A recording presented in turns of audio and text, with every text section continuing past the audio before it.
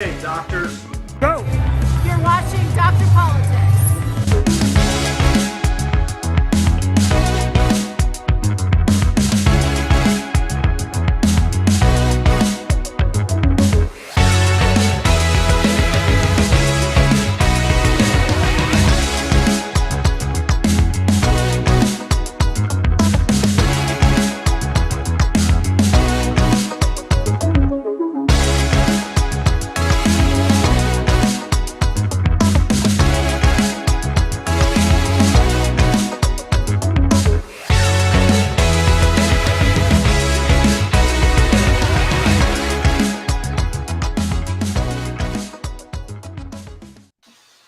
Happy Friday, everyone. Welcome. It is Dr. Boston Political Architecture. We have a full bench of doctors today. Dr. Irvine, who was off last week, Dr. Shepard, and Dr. Jeff is back from his 2-week hiatus. Welcome back. Did you get caught in any of those crazy rainstorms in Michigan? Yeah, both the rain and the smog from Canada. Oh, yes. That's just Canadians cooking bacon. You know. I think all of Canada's on fire, if right here. Yeah. We had that smoke last week, too. By the way, remember when the AQI, basically red alert was the big deal, like when we were growing up, and now, and they actually did something with the standards, so now the orange is like, they used to use red a lot more. Now you see more orange alerts, and they did something, so they raised the bar to get to the red alert. Now they have a purple. Is this what they did with the DHS color code threat levels? They just take those colors and adopt them for the air quality index. And I think they're just politicizing this now because if you recall, they were saying because of the 4th of July, all the fireworks on the 4th of July is going to be in red, code red on the 4th of July because of the fireworks, And I thought that was kind of interesting considering that, fireworks for the 4th of July is going to put us in code red. But all you damn pot-smoking hippies out there in Maryland, that smoke's not going to add to the smog warnings. I am fit to be tied about the new Maryland free pot nonsense, legalizing pot. And there's some delegate that wants to expunge people's records who've had prior convictions on pot. Mm-hmm. And I'm thinking no, let's not do that. Stop this soft on crime policy. And this all weaves in together. There's over near Goddard, there's a Shell gas station where a guy was filling up gas where he was shot, and they stole his car. I think legalized pot's going to lead to more crime because people are going to rob people to go buy their legalized pot because it's still not cheap, And Hunter Biden left his cocaine for everyone out in the White House over this past weekend, But I love CNN saying, it could be leftover from the Clinton or Bush era. See, I thought the pot was an economic stimulus package for all the DoorDash drivers.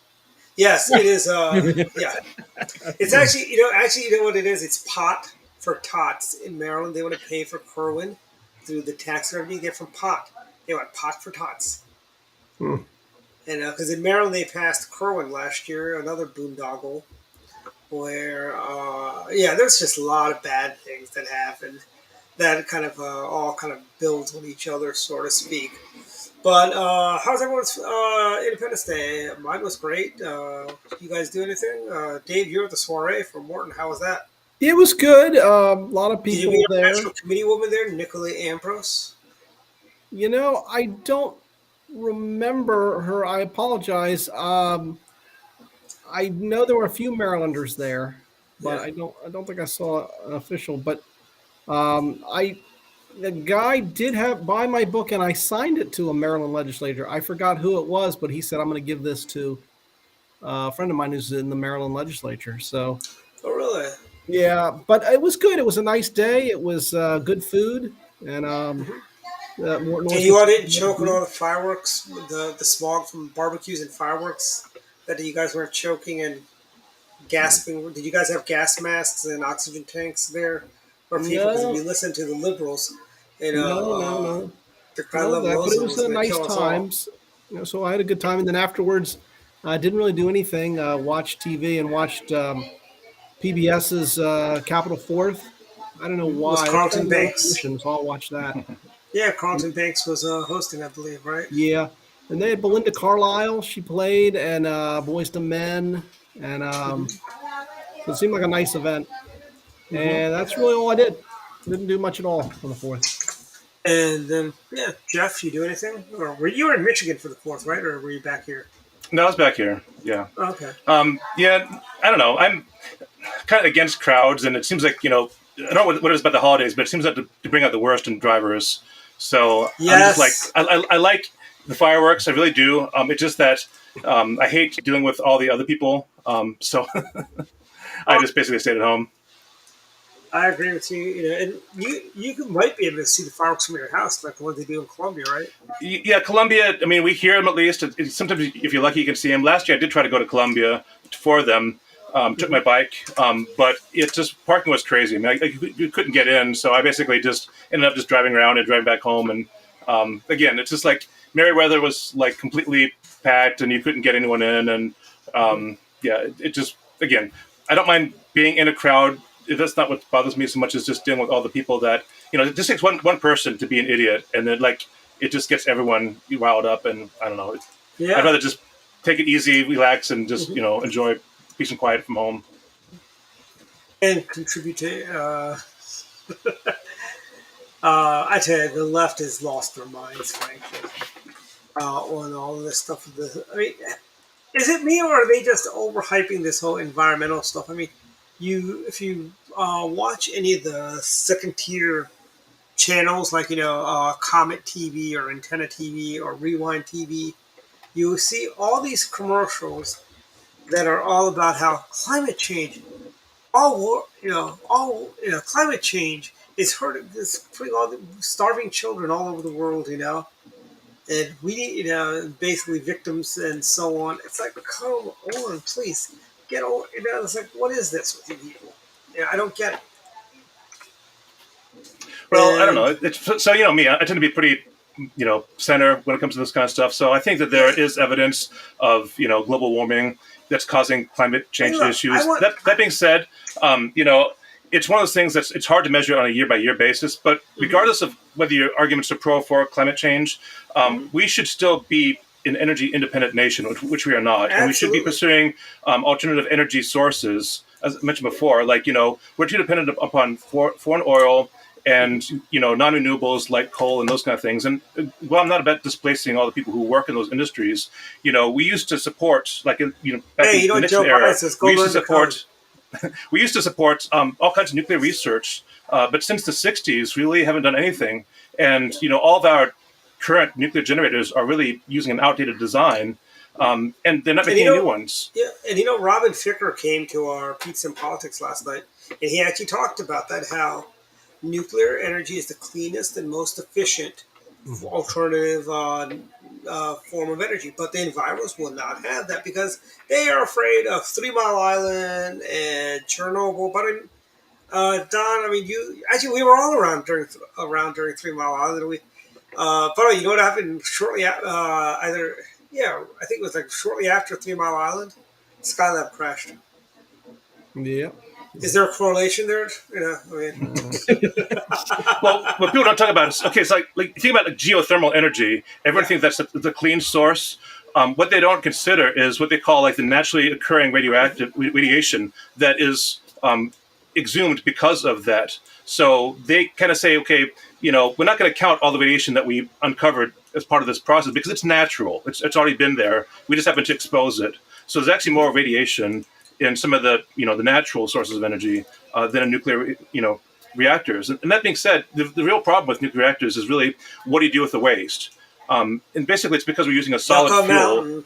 Well, that was the plan. It was Yucca Mountain to store it safely. But of course, everyone got cold feet at the last minute, so we don't have any place to store it. That's really the biggest issue. And We if we sent actually, it to France. well, again, the thing is, No, it's like and I kind imagine. of say that kiddingly, but the French have been really good at dealing with their nuclear waste. French have been, the Germans had nuclear power plants, but in their infinite wisdom, they decided to shut down their. They basically shut down their nuclear power plants, and as a Yeah. result, this last winter they were praying for a warm winter because they didn't have enough power because of the Ukrainians, the Russian invasion of Ukraine and cutting off Well, gas yeah, supplies. it makes more sense for the European nation because they tend to be like more like together in terms of the economics of renewables and like Hmm. sources like natural gas. But of course, like one of Russia's big exports is natural gas, and that was the whole thing between like the gas pipeline between Russia and Germany, which got canned as part of the Ukraine invasion. So it's like Yeah, they kind of are expecting these things to be the solutions, but they're not currently in place, and ultimately they are still dependent upon other nations providing this. So again, like with the U.S., we've got lots of resources, both in uranium and other materials like thorium, which we're just hmm, not using, and we just need to have a president that has enough grit to say, we need to be energy independent. We have better technology for doing this stuff now. We're just going to do it as part of a national initiative to become energy independent. Just like we did, when we made the interstate system. That initially was kind of, for military purposes ostensibly, but of course everyone benefits from the interstates. yeah, Same thing with nuclear. It's like, if we actually funded nuclear research like we used to, we could have, utilities, you know, wean off of natural. If people want to do electric cars, fine. We'll have the resources to actually provide that. But it gives people the option to actually do stuff with a basically unlimited supply of energy. But that's will last us hundreds of years, if not thousands. hmm, So again, it's just one of those things that we're going to eventually come up against. But because we're not doing anything now, we're just kind of sitting on our haunches and saying, well, nobody really wants to touch that subject because it's kind of like radioactive, and um, in the pun sense, is that nobody wants to touch it. So like we end up just sitting on it, hmm, and other countries are looking at it. Like you said, France, they're still based upon nuclear, and Germany, as a case hmm, study, they got off it, and now they're more fragile as far as their hmm. energy sources. So we don't want to be in a situation where it's as far as it's like a national security issues that we And you us got a depending lot of upon on countries. other Yeah, countries is really an issue of national security. and you've got a lot of countries in the third world like India and other countries in the third world. They're making use of nuclear power. They're using Hmm. it. They've got. I mean, Bechtel's been building nuclear power plants all over the world for years and years and years, and amongst other things that Bechtel's done over the years. Great company, Bechtel. But it's what do you call the fact that American environmentalists are so like they think that wind and Solar. solar power is going to save the day. I'm sorry, all the wind power does is kill a bunch of whales. They're killing Willie. That's You know, true. Yeah. we Well, framed Willie, I and mentioned now before is that there aren't enough, of the rare earth materials to make the magnets. To yeah, even if we wanted to go completely wind, where do we get a source of rare earth magnets? It's all China. So again, even if it's not directly, we're indirectly, dependent upon other countries and our resources for these, other materials. I mean, the U.S. does not make solar panels, and the U.S. doesn't make the rare earth magnets to power the wind turbines. hmm, So we're still not energy independent in that sense, even if we had all of the potential energy infrastructure to support that kind of source, which we really don't. And that brings up secondary issues like where are you going to store all that energy when it's not windy, when it's not sunny. I mean, that's a whole problem that people don't even talk about, or the transmission lines, because nobody wants to have a wind farm in their backyard. So we're talking about losses at between like least a the wind farm. Kennedys don't. At least the Kennedys don't want a wind farm. Yeah. But again, these are problems that aren't really problems with nuclear. I mean, everyone's afraid of like two things: nuclear waste and nuclear proliferation, both of which are solved with next generation molten salt and other types of reactors.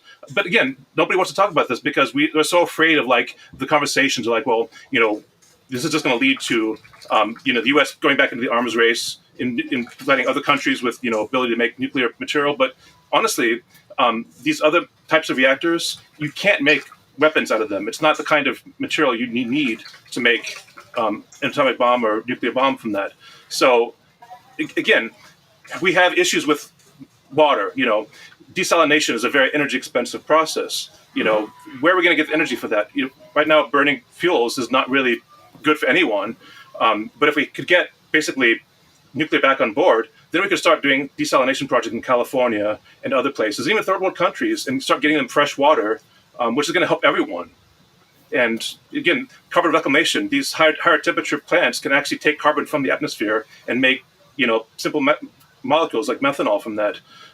So there are options there as well. But again, it just takes someone to actually get on board and say we're going to push this narrative and say we're going to use this because this benefits everyone. Everyone's waiting for fusion to be like the answer, but we know how Cold each other fusion. is. Well, it's so it's basically be done as an international collaborative. Even if it works, that is the scale of that is just it's not economically feasible. And it's just a yeah. Go ahead. Cold fusion doesn't work. This is hot fusion, but yeah, regardless. And now I was referring to cold fusion, the programming language. Horrible programming. That's the IBM web server language. Yes, it is horrible. .NET Cold fusion has never been good. .NET is the way to go. And Cold Fusion, they charge for updates. It's not like free updates like Microsoft does. Well, it's IBM. IBM charges for everything. IBM, I don't know if you heard about the whole thing with Red Hat is now owned by IBM. They're changing the licensing program. They Red Hat bought out CentOS, which was the free alternative to Red Hat, and now they've basically kind of shoved that on the rug and say we're not going to support this anymore. It's all because IBM. And again, I don't have anything against IBM as a company. They have a company, they want to make a profit, but they're taking all these. Yeah, one of our doctor alumnus now works for Red Hat. Red Hat's a good company. It's just that again, when you get a big company like IBM that says here's all this goodwill we've developed because of the this free software which has been out there, and they now want to capitalize on that and bank on that, and now they're starting to charge, and they're losing their fan base. I mean, if you look at the forums, everyone is switching off of Red Hat because of IBM. Mm-hmm. Yeah, but this is kind of typical in the tech industry, is that we have these guys will buy up other companies. I mean, they do look for hopefully as an additional revenue stream and something that they can't develop on their own, but they wind up, eventually making enough changes that the loyal people users will, kind of shove away.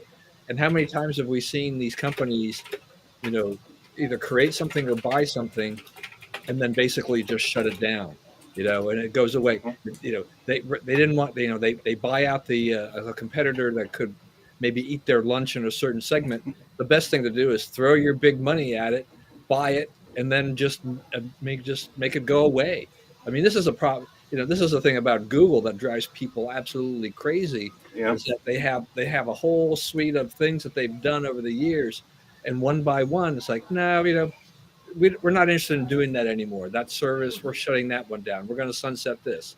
I mean, Apple is shutting down PhotoStream this month. But though a lot of people didn't even know they had it or whatever, but it's just some people find things useful, and the next thing they know, they've got 30 days to figure out what to do. I mean, remember when Flickr used to be for free? Flickr used to be for free. Now they have a charge for Flickr. Well, yeah, I mean, Flickr was sold, right? I mean, those are things that happen. Sometimes these companies almost get orphaned and they sell them off to somebody else.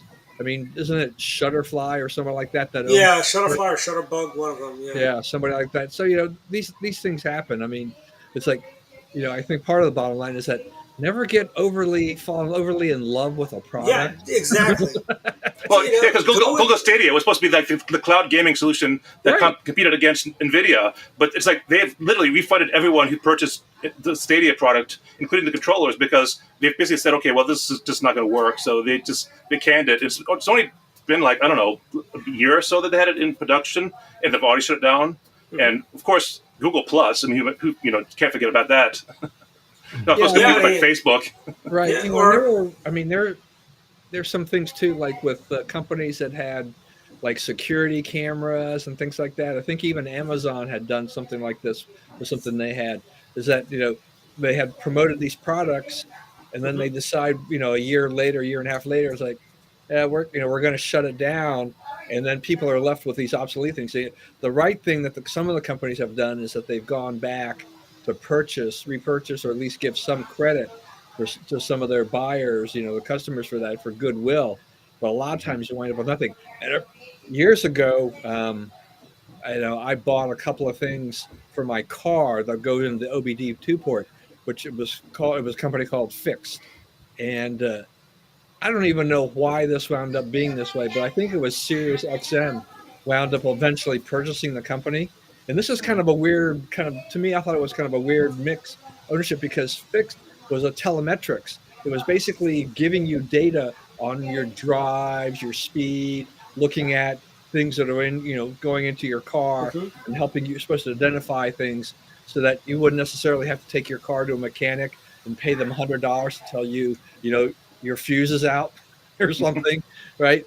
But there was just no path for it. I mean, once SiriusXM owned it, they didn't know what to do with it anymore. I mean, it didn't. I mean, SiriusXM is not a company that needs telematics of a car necessarily, all that stuff, and so they shut down. Now, luckily, they actually paid some money back for the units that I had, but I'm like, this is obsolescence.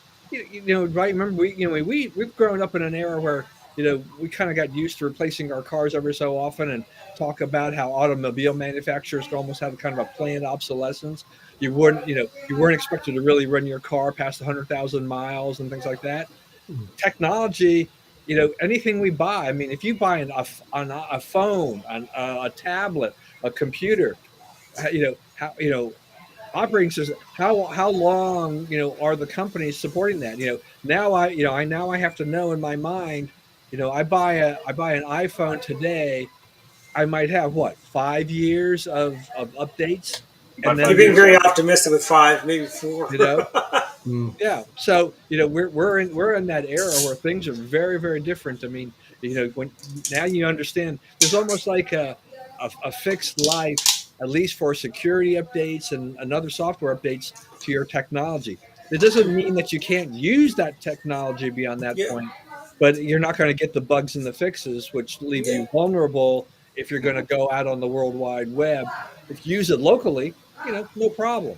But Do you remember when Microsoft said that Windows 10 would be the last operating system you'd ever need to buy? yeah, Because they were just going to keep on rolling it out, which they yeah. did for several years. But now they said, Windows 10 is gone. And it's like, there's no reason for it to be, because they could keep on doing the quarterly updates and rollouts they have been doing. They just want to promote another product. So now they're saying, well, forget what we said earlier, which is really not going to go on forever. Now we got Windows 11, which I don't know. Who loves Windows 11? I really don't. But regardless, that's the new Hey, product. I still And have I still have a machine on Windows 7. well, well, yeah, yeah. I mean, those. I still have XP machines because some of my programs require Windows XP, but I don't. They're not connected to the internet. But that being said, I can beat all of you. I got a Windows 311 machine. It's an old laptop and it can run Windows 311. I need to get rid of it, but nobody wants it, so I don't feel I just it's funny. Remember when laptops were like $6,000? Well, not $6,000. They're like several $1,000s, And They still are if you're buying a Mac. yes, I know. Actually, this laptop I have here, an i9, I paid almost 4,200 for. Wow. But I would say I just can't see myself. I can't physically throw it in the trash just because I figured I paid so much money for it. I Mm. mean, it's a very old laptop. I mean, it might be the one I bought when I was working for you, Don, at AIM. Mm. Yeah, I mean, Dwight, if you had an old Apple, various, I bought it from Circuit City. those That's how long ago it there's was. there's Wow. there's some valuable old Macs of various ages that are people have sold at auction for ridiculous amount of price. But it's not that way in the PC world. It's PCs are just not that they don't have that nostalgia and that value as some No. of the old Macs do. I'm like, you got to be kidding me. It's like, Well, actually, I've got a copy of Windows 3.1 in its original packaging somewhere, which I've been told. I think people were willing to pay some decent money even for those stupid AOL discs that we used to get by the Yeah. boatload. Remember at the computer shows, somebody would sit there and format them, and they bring them to the computer show and sell you a pack of 100 for like $10, which is pure profit for them because all they did was go around. I mean, even Dwight back in the day when we were at AIM together. I mean, just even buying desktops got kind of pricey. Yeah, I mean, remember we discovered CyberMax. That was Yep, the yep, lowest the price old PC, CyberMax. That's right. and they were really good machines. And then Well, they got bought by Gateway or Micron. yeah, I don't know. I mean, you remember? I mean, you remember how many? It seemed like there were a gazillion different, I nameplates. mean, Micron's no longer around. Gateway was bought by eMachines or eMachine. Gateway bought eMachines. Gateway's gone. Now you only have Dell, Hewlett Packard, Asus, and I think those are three. Those are the big three laptop and desktop brands. Oh, MSI, Missy, and then you've got that's another one, and Alienware, which is also Dell. Yeah, Yeah, but I mean, Alienware is more gaming anyway, though, right? yeah, I mean, yeah. I think it's better to have some of that consolidation though, because it was it was confusing, and the Mhm. qualities from one to another were pretty But you know wide what I varied. always was. At least if you get an HP or a Dell, you kind of know what you're going to get. Big Yeah. companies, and you'll probably be able to get some Yeah, kind of. I've gotten really good luck with Asus. Oh, there's also Toshiba, but nobody really buys a Toshiba anymore. Yeah, well, But I think Toshiba just. I don't think they really are well, it's like those trying. Sony laptops that were total. The Sony Vios, they were the worst laptops and worst desktop I've ever seen, frankly. But I'll say something nice about IBM is their ThinkPads were relatively affordable. The ThinkPad laptops and the IBM desktops, you got a lot of bang for your buck with those. Well, if you're willing to pay Lenovo, you can still get something like that, right? Yeah, and I mean, I just don't. Well, I'll just say it. I don't trust buying a Chicom manufactured machine, frankly. Exactly why I led into that. It's like I'll say it. Chicoms. Why buy something from the Chicoms? Hey, I do want to go just back quickly to this fireworks thing though, Dwight, because that you mentioned in the pollution stuff like that. Because I was looking at this situation because if you notice across the country, and depending upon where you live, if you a lot of the places in the West, they've switched to drone shows, right, not fireworks, because they say of dry conditions and things like that. But I think Governor Nome is still trying. She's still pushing for fireworks at Mount Rushmore, Yep. fighting with the Park Service and whatnot. Well, But I'm sure President DeSantis will let her do fireworks. if he can get there, yeah. But you know, there are the people who are who do a lot of these fireworks. They're saying that supply chain issues are still a problem. Another problem now is that the people who who actually are certified to actually set off the fireworks and manage that, they're retiring. They're actually having a hard time finding enough people to staff these companies to run the fireworks shows, and some of them have looked at the drone shows, Hmm. but they're saying that the drones that you need are about $1,500 a piece. To run a really good drone show, you need about 75 drones. Then you've got to fill out a mountain of paperwork because it also involves the FAA. FAA. And it's like, this is expensive as heck. And I don't remember last time I really, well, I saw a fireworks show at the Bowie Bay Sox game a few weeks ago, but, going, talking about Jeff and the crowds and all that stuff, and I mean, where I live, I can hear lots of booms from the local air, from whether it's Gaithersburg or whatever, from the fireworks shows. I can't see anything, but I can hear it. But there's something about the sound of the fireworks, that whole boom, boom, Hmm. and the Yeah. crackling, stuff like that. What does a drone show give you? I mean, You get the little buzzing sound. yeah, that's about it. You know. But how, I tell you, how much does a guy who operates the drone at a fireworks show? How much does he make? I wonder, he's going to be making more than what they're paying the fireworks guys right now, the pyrotechnics people. But is Provo using drones, or because Provo? I remember you used to say Provo used to do the best fireworks display in the Yeah, I country. don't know. I mean, they have a thing every year that they've Although the been good doing people of for Seward, Nebraska, will beg to 30 differ. plus years at the Cougar Stadium or Lavelle Edwards Stadium, which is Hmm. called a Stadium of Fire, and they usually do that just before July 4th. And it's a big production. They do entertainment and all kinds of Yeah, stuff. they had Journey there this year. But okay. Speaking of Journey, okay, so I was a big Journey fan when I was younger, right? Uh-huh. And so I thought Steve Perry was great. I had no idea who had replaced him as the lead singer. That guy actually sounds relatively like Steve Perry. The guy is from the Philippines. Right, right. He's been doing it since what, 2009? Yeah. Yeah, it's been a while. Yeah. Like, I'm like, okay, well, I'm. It's hard. It's hard when with these bands to to keep going, to find people to replace the people that kind of age out or retire. Yeah. So I saw the Eagles announced, I think, their farewell tour, which means that whoever's left is going to make buku bucks.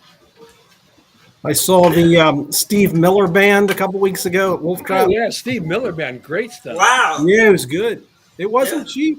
Those weren't cheap, but No, no, I mean that isn't. I mean that's what I'm saying. I mean those old bands. Even yeah, if even if you've only got half the people that were still like part of the original band, yeah, you can make a lot of money. yeah, yeah, There's nostalgia in that, and there's yeah, enough people in our age range that will yeah, pay for that kind of stuff. And yeah. we've got to the point where we got the disposable income to do that sort of stuff now too. I mean, I Yeah. was given tickets years ago by Roger, from AIM, right, to go see. He couldn't see this. They had at Wolf Trap to see Earth, Wind, and Fire. It was a great show, Yeah, and it's like I normally don't do that as I got older. Yeah, I tell you, the last concert I went to was Springsteen in 2012 when I turned 40. mm, And I'm thinking of going to see Billy Joel this year because he's moving to Florida, and I think he's going to do the retirement community sets there. mm. He's going to take his piano around. Well, he ought to probably put on a good show. I mean, we've had Yeah, from our era, there were some great singers and some yeah. great bands. And I tell you, and I'll say this: you got to separate the politics from the music, frankly, because I know there's people I know. Oh, I'd never listen to Springsteen. I'd never listen to Billy Joel. They're such liberals. You got to separate that. There isn't too many good tunes. I mean, although Three Doors Down, great Republican-friendly conservative band. They're from the 90s, 2000s, actually 2000s. What I'm saying, not even 90s. They're like 2000s, and they're Republicans. And they're not country. I mean, I re- look, and I don't have a problem in general with some of that. I mean, I'm not, from a politics standpoint, I can't, I can't disagree with Springsteen more. But you remember all the stuff about the Dixie Chicks and stuff like that. Is that yeah, sometimes you get a little bit too mouthy. Yeah. yeah, But where are the Dixie Chicks now? By the way, yeah. Because Dixie was bad, but can they call themselves chicks? Might that also? Yeah, I know. Today, they Kim, became they canceled themselves. Yeah, they can't because I was thinking about that calling them chicks. I mean, that's probably not going to be okay either. I mean, Lady Antebellum. Remember, they don't even know what the hell antebellum means, and they basically just Yeah, decided to go, "Oh, we're gonna change our name to Lady A," and then there's a real Lady A who got a little upset about that. yeah, I mean that Lady Antebellum controversy. I mean, that was such nonsense. yeah, yeah. You remember But ESPN once they had it was right after Charlottesville, and they had a broadcaster named Robert Lee, and he was a Vietnamese guy, but they decided to pull him from doing a game out near Charlottesville just because of the name Robert Lee. I thought that was just so by the way, weird. in Dr. Quinn, Medicine Woman, Robert Lee was the blacksmith in town, Okay. and he was African American. Yeah, Robert. Yeah. You know what's funny? Once again, another show that probably could not be done today. What, Dr. Quinn? Yeah. Yeah, She was a liberal. She was a Massachusetts liberal in Colorado Springs. They could do that show, I don't know. What about Kung Fu with David Carradine? Native Americans, though, now. Kung Fu. Yeah, with David Carradine. They couldn't do that today. No, even although it is on, they do have it ended last season, but Kung Fu was David Carradine's granddaughter. That was the character, and she was actually it was actually really good. It fit in right into that Arrowverse DC. I wish they would have done it, and she could have joined the Arrowverse and joined the Flash and fighting villains. She could have been Katana, but she could have spoke. But yeah, that would have been fun. Well, even something as innocuous like Perry Mason, you might think, "Oh, come on, what's wrong with that?" But remember Paul Drake? He'd always see Della, almost always, and he'd say, "Hey, beautiful." And so I thought to myself, "Yeah, they'd have to get rid of that." Just Hey, because. by the way, has Guys and Dolls changed their name from Guys and Women or Guys and Gender? Don't give them ideas. Don't give them ideas. I have a friend who does dancing and dance. She's a dance teacher. And ordinarily, when you have the dancers, because one leads, one follows, you say, gentlemen over here, ladies over here. Apparently, you can't say that anymore. It's leaders over here, followers over here. Oh, It's jeez. just so stupid. It's like, wow. Unbelievable. Yeah. I'm You know, thinking, you know the old Teen Titans comic books and the cartoons. You know they referred to Wonder Girl as Wonder Chick, Okay. and And Speedy, who's like Green Arrow's apprentice or sidekick, would call her Wonder Doll and Wonder Gal. I'm Yeah. like, wow, they could never do that show today. And Yeah. there, yeah. I mean, leave it to Beaver. They tried to They're saying that they should cancel all those old shows. Yeah, I Well, Like Little Rascals, of course. You got all the politically incorrect stuff there now. So oh, funny you should mention Little Rascals. A couple weeks ago, actually, just last week, I think Mark did an article about the truant officer. And I was telling Mark, and I'd explain to Mark because Mark doesn't watch television. But I told Mark that here it is.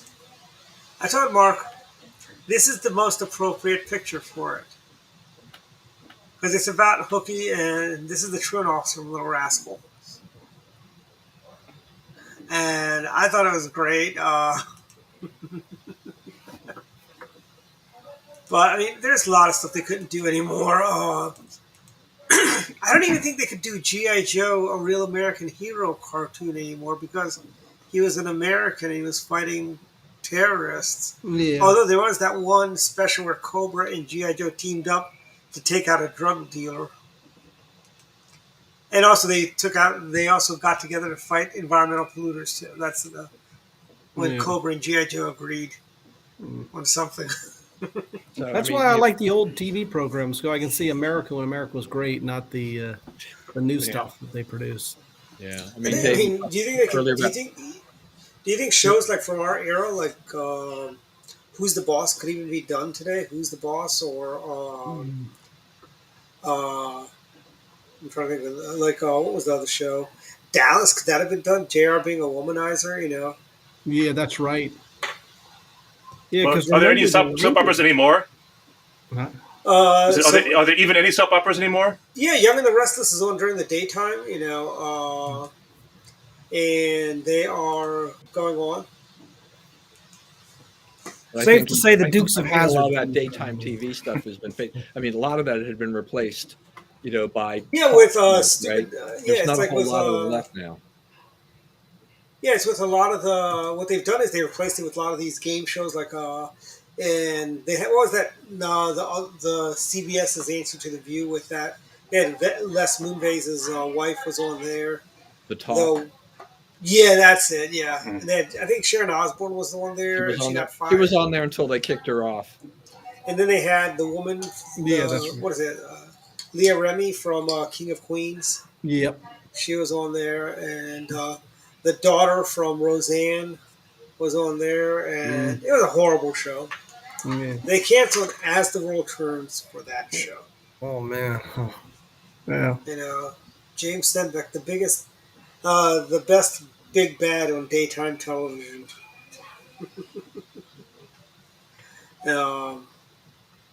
But I mean, it's just sad what they're doing now. Kids. Yeah, it's sad. Every time I turn around, it's something new and crazy that I didn't think about. I mean, it's hard to keep ahead of all this. But yeah. Was chat disabled before? I don't know. She was having problems chatting on YouTube. Okay. But it's not been enabled. I don't like this new interface by that Restream is done. Where you gotta click on. No, you gotta click on each tab. And it's like it used to be like a side window I could have and have everything open. And they had 3 tabs at the top. Now it's just the side. You gotta click the buttons on the side. I don't know if maybe you haven't updated your Restream. No, I see it. So you see design captions, QR codes in the chat. Yeah. Yeah, I don't know. It's redesigned, but I think it's a little easier to instead of having to go through the tabs on the chat side. Now you have like a separate vertical bar of options. But yeah, it's I don't know. Yeah, I mean, I gotta say, still better than YouTube. The designer, YouTube Studio. Yeah, it's good enough for government work, as they'd say, right? Although I remember, it's funny. I was told that used to be like the gold standard government work. I'm like, when dinosaurs roamed the earth, I remember but I tell you, there's, automobile manufacturers are renaming their cars also. Like, evidently, there's talk they're going to get rid of the Jeep Cherokee name. Mm. I mean, they're doing that with baseball teams. The Braves are still the Braves. And by the way, Orioles Magic, all my Yankees friends and Red Sox fans. Orioles Yeah, Magic. look, not that I'm a Yankees guy or anything like that. It's that, Aaron Judge is out for who knows how long with that freak, big toe injury. They've been decimated. The Yankees are. The Yankees got to give them credit for just hanging in there, considering how bad things have been injury wise and stuff with the team. Orioles have been victim to injuries the years they sucked. They had injury issues in the past. Mm. Yeah, but that's what I'm saying, though. I mean, despite all the injuries and all the issues, the Yankees are hanging in there. They're still in playoff contention.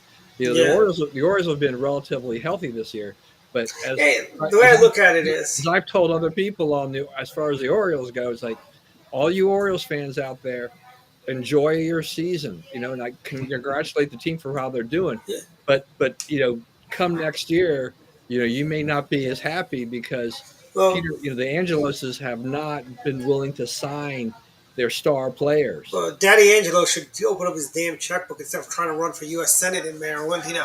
Don't waste your money on a Senate campaign run. They should have locked these guys up last year. Hey, does Dan Snyder want to buy the Orioles? I mean, he's made a lot of money on the Redskins. Yeah, there are a few owners in the history of the NBA, the NFL, and things like that that were forced to sell that will never see the light of day when it comes to owning a sports franchise again. Yeah, probably. Major sports franchise, and good riddance to them. But who are the fans going to blame when Jeff Bezos? No, it's not Jeff Bezos, is it? The new people that own the Redskins when they keep losing next year. Are they going to still blame Dan Snyder? I think it's Josh Harris and his consortium. But is the sale final? I don't know if the sale's final. I'm sure it will. No. I mean, I think you're right. I don't think the sale. This is going to take a while, but I mean, those are the guys that are willing to spend buku bucks for them. So yeah. Well, and the NFL's probably happy to get rid of Schneider. Oh yeah. Here's the thing. The kind of money they're spending on the Redskins, and I'm not going to call them the Commanders, right? Yeah. Well, it's amazing because Matt Ishbia. I mean, he spent $4 billion to buy the Phoenix Suns and the WNBA team. So he got two teams out of the deal for $4 billion. I mean, they're getting the Redskins for $6 billion, which is a very troubled franchise at this point. At least by buying the Phoenix Suns, you've got a winning team. The Redskins are they're a work in progress. And one thing I don't understand, I guess I don't understand the economics of football, but how that team is worth so much. They've stunk for so long, and the Orioles are also a very profitable team, and until the last 2 years, they haven't really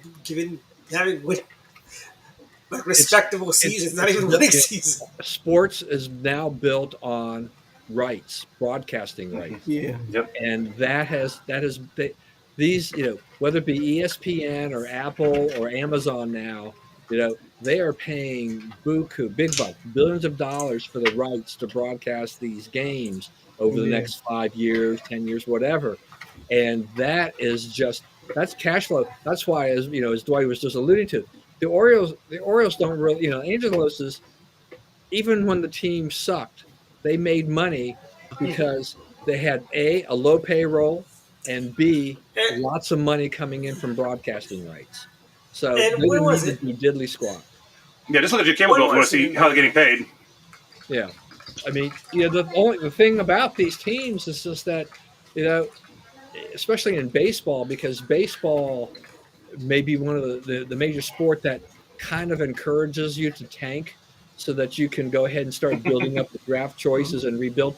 Houston Astros were probably, the real example of that. They were terrible for several years, and then they were able to then draft, and they've been, even if you consider, if you have problems with the whole trash can World Series kind of thing like that, they have been a very solid team. And that was built on the fact that they were, they tanked and they were, they would lose 100 games a year. But in the meantime, they stocked up the draft choices and they come back and they sign, they get these great young players. And then, they lock some of those guys up for several years in the early stages. as they age, they can go ahead and let them go and find others. But they did a great job with their team overall. The Braves are doing a great job by locking up their young stars. But the Redskins have been woefully mismanaged. Well, Yeah. I mean, here's the thing. Okay, okay. They don't even have a waiting list anymore for their I know, tickets. but if you Yeah. remember when Jack Kent Cook owned the Redskins, Yeah. this is back when we were at NET, and our friend Kyle over at NET, if you recall, we had this conversation, David, about the Yeah. name, and Kyle being part Native American. Oh yes, yes, yes. And I I had this mentioned debate with how, him too. and he mentioned it is a racist word. And and back then, Jack Kent Cook was this uber liberal that owned the Redskins. You know something? Nobody cared. Yeah. Nobody. All the liberal politicians that were that.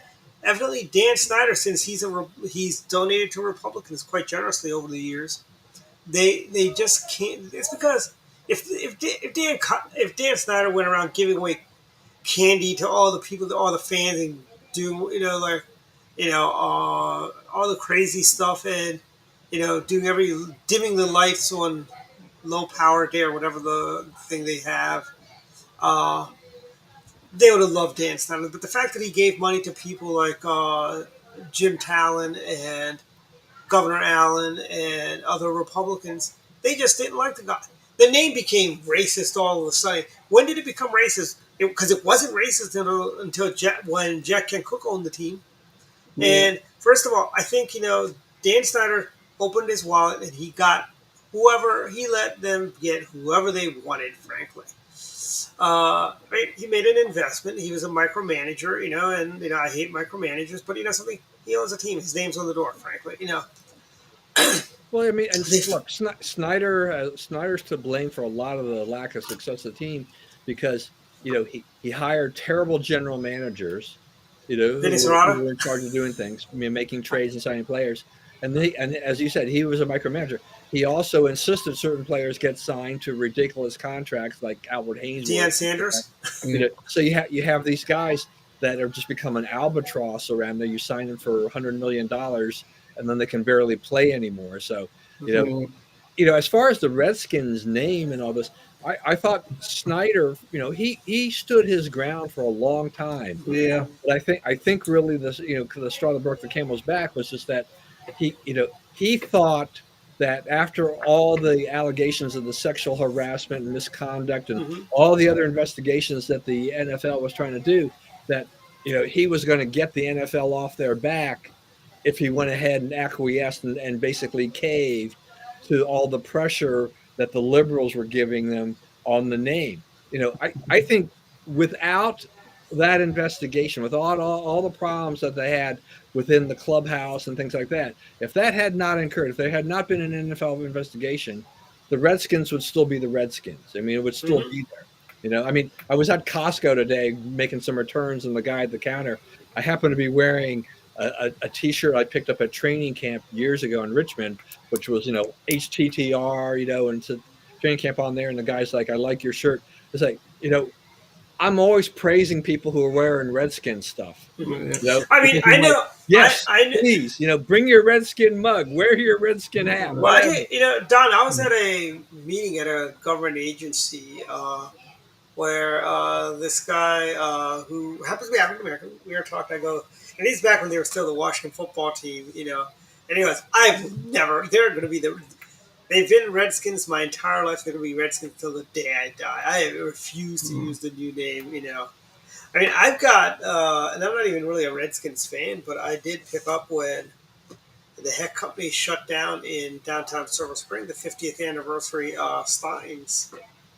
I need to find out how much they're worth on eBay because I'm actually. Well, I mean, there's things that we wish we had done had we been able to see that this was going to really happen. Uh-huh. So, like during the pandemic, when my wife was making, a gazillion face masks, if Yeah. sewing them and things like that, some of the fabric she managed to acquire was Washington Redskins logo, officially licensed fabric, right? Of course, as soon as it was announced they were going to ditch the name, all that Redskins stuff disappeared everywhere, right? All the stores started pulling it, and we're like, my wife's like, oh, she would love to have that because it's like we want to show, it's like this is still. We have a friend of ours at church actually. We gave him a couple. He's 80 years old. We're now 81 years old, and he's kind of an old curmudgeon. But yeah, when we were forced to wear face masks at church, that was the face mask he wore every single Sunday. I can see both sides of it because again, it's for me it's kind of a microcosm of the whole the Confederate South. Not that it's the same kind of thing, but it's, again, to some people it doesn't mean anything. Like having the Confederate flag, for example, that for me it doesn't evoke anything in particular.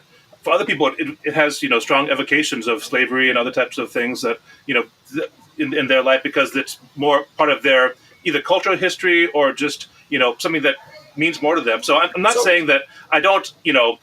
Again, for me, the Redskins is not derogatory, and I don't have any Native American friends that I have to talk to that I could use as a reference. So I can't say that I don't know sampling of who it actually offends. It'd be kind of like saying like the Kentucky Rednecks, or probably more offensive would be like the Alabama Crackers if we called them like that. What about again, it's like Fighting Irish of Notre Dame? But yeah, That's offensive. There's always going to be things that.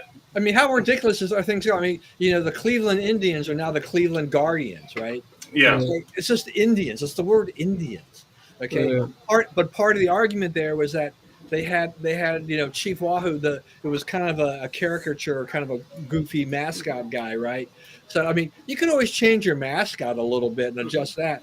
The Atlanta Braves.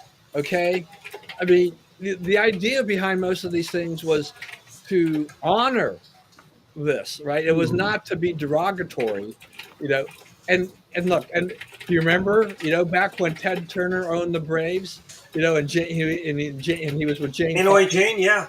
Tomahawk chop. You have recordings of her doing the tomahawk chop. Like, hello, Jane.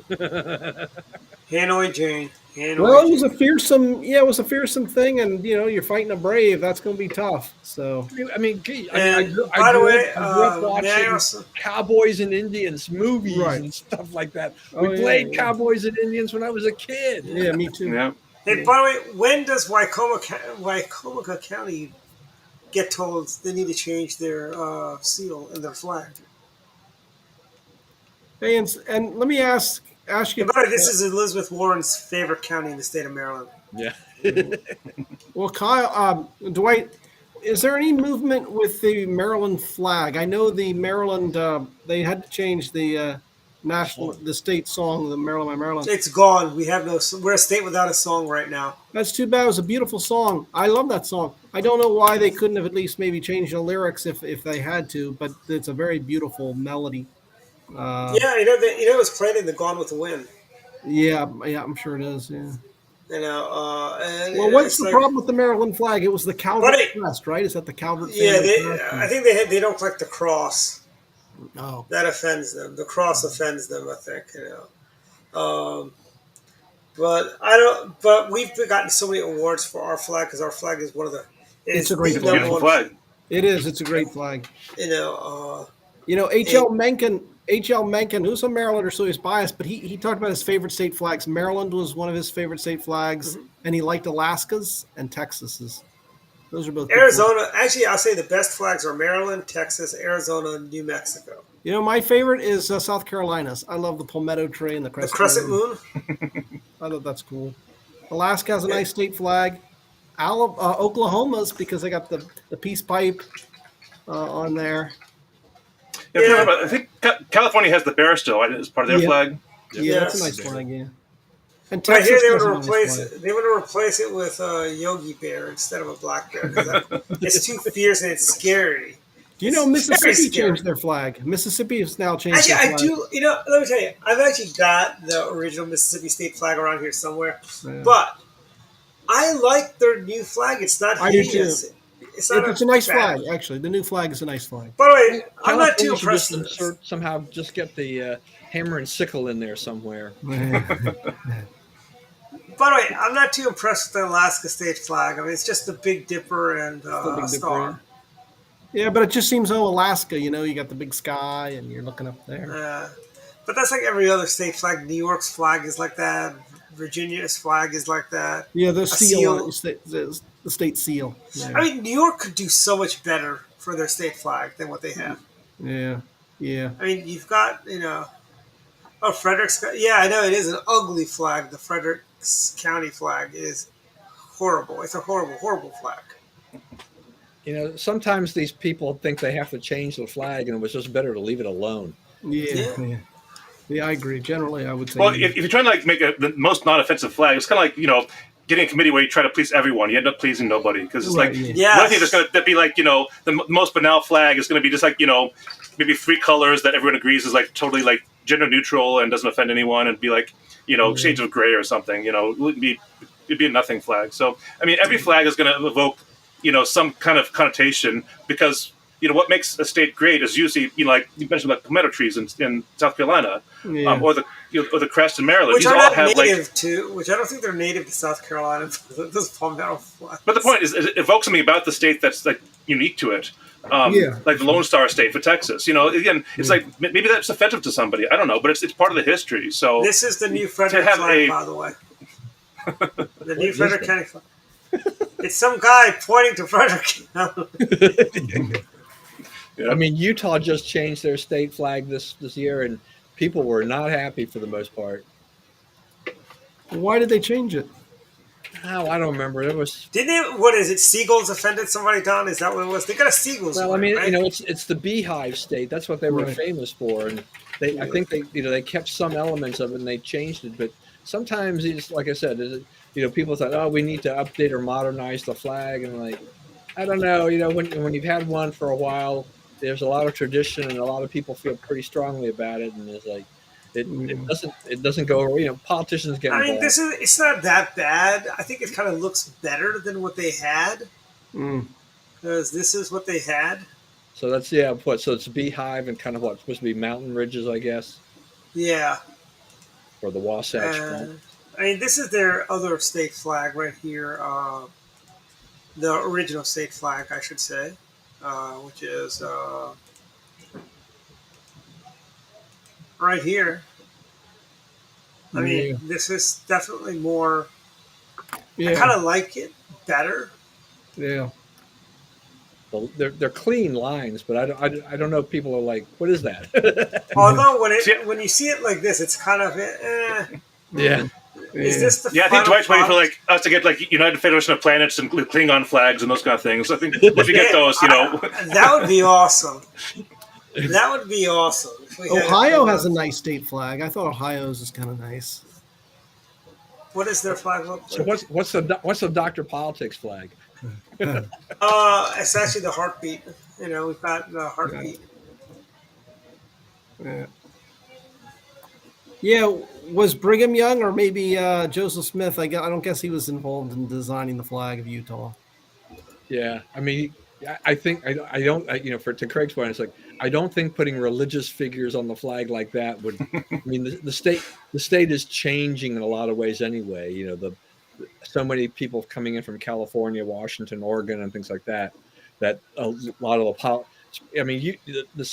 Salt Lake has been liberal for a long time, but the liberalism is creeping throughout other parts of the state. But you know what they should. You know what they should do, frankly. If you don't like our state flag, go back to California. Yeah, But I mean, Utah housing prices aren't. I mean, they're better than California, but the cost of living in Utah has been going up because all this influx of people and demand for housing and services is just pushing that up. I think the taxes are probably still relatively fair there compared to California, but it's just ridiculous what these blue states have done with taxes. I want to say Tennessee has a really nice flag too. They do. Yeah, each star represents East, Middle, and West Tennessee. Yeah. And I mean, here's all the states. Dave, you sound like a real flag historian. Oh no! But by the way, if Utah goes left, the country's probably done because Utah is like the most conservative state in the union. If they go, I think we're done. Yeah, I get a little bit nervous about Utah with the relatives and friends I have back there in terms of like the politics. depending upon how much more of this liberalism emanates from Salt Lake and spreads its wings, it's a Yeah. little, it makes me worry a little bit. Yeah. I knew a guy who was a Mormon missionary, and believe it or not, they did missionary work in Salt Lake City because there were so many non-Mormons.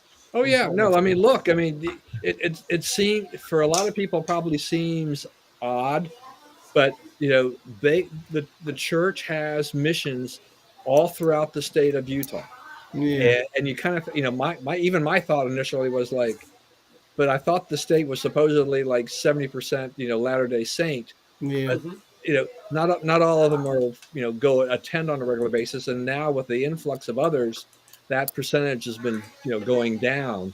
So in that Yeah. sense, I mean, there are probably more people for them to meet and potentially convert. Now that doesn't mean that those people are going to be conservative, and vote conservatively just because they join the church, because you're definitely seeing that shift within. I mean, I don't talk politics with any of my friends in church unless I can get a gauge as to where the heck they're coming from. Yeah. So I What had a is the question, world Don. coming to? So I know that in Maryland and some other states, you had like the blue laws where you couldn't do certain things on Sunday, like buy alcohol before noon and those kind of things. And like certain stores are closed on Sunday. Did you ever have like Saturday laws where you couldn't do certain things on Saturday as like a state or in areas or something? Or You used to be able to go around most of Utah, and you wouldn't see any stores open on a Sunday. okay, And I don't think that's such a bad thing, Don. Yeah. I mean, when I was a look, kid, I grew up like that in Maryland for a long time. yeah, You remember couldn't do stuff. remember stores wouldn't open till noon on Sunday. Yeah, They'd no. be closed at 5. And now Sunday's just another day of the week. Stores Yeah, open at 10 it was o'clock. like Jeff said, there was the blue laws that we had in Maryland that until they repealed them, you couldn't most stores were not open on Sunday. So now you have. and I'm sorry, I thought for some reason the Mormons believed that Saturday was a Sabbath and a day of rest, not Sunday. No, that's- Is that- Adventist. Sunday okay. Adventist. Okay, I'm sorry. Yeah. No, I mean we're Sunday churchgoers. Okay. But yeah, I mean, You know, yeah, I still remember going around parts of Utah with my uncle, I don't know, 30 years ago or whatever it was, and he would just point out how which places were open, which was the oddity back then. If you go to Utah now, it's just because of the influx from everybody else. It's like everywhere else, now I mean, now it's the Chick-fil-A's and the Hobby Lobbies, that stand out because they don't open. it's funny. No, I think there may be a few stores in Utah that have also adopted that, but I don't know. It's funny because go ahead. I was gonna say, like, so in the Carolinas, you got Cookout, which is like it's a Christian restaurant because they always play Christian music and Very speakers and stuff. good And but they're milkshakes. yeah, I love the milkshakes. But anyway, they're The open Shamrock on Shakes are Sunday. right there. And they do a lot of probably business on Sunday. So I mean, I don't know. I mean, I think it's fine if you want to observe Sunday as a day of rest or close on Sunday. I don't have a problem as a franchisor or something. But again, let the market decide. I don't think there should be a law restricting that. I think this should be up to individual organizations to determine whether it makes sense, whether you have the staff to support it on Sunday, or if you want to observe it as a management. I think it's always been a better choice for the business owners. Right. Part of the equation is there enough business to justify opening, right? Sorry. Right. And obviously it is. If you see how crowded the stores, Costco's is on a Sunday. It's funny. Know. It's funny. Part of our thing is that we don't shop on Sunday. We don't order in. We don't do it. We don't do anything that would cause someone to have to work on a Sunday. Is kind of the theory. There was I went to Costco's and I'm like, this one woman goes, why doesn't anybody go to church anymore? Everyone's here at the Costco's on a Sunday morning. Are we now become? I'm like, wait a minute, you're here too. And I must say, that's because those were the Jewish people on Sunday, right? No. Well, a lot of the so the joke was like there's a lot of buffet places and stuff. Like you had the church crowds, like the Chinese buffets would be like swarmed at like 1 o'clock, in the afternoon because everyone who went to church got up at like 12, just suddenly swarmed all the Chinese buffets. So I don't know if that's still the case, but why don't they bring back the pizza buffets now? I mean.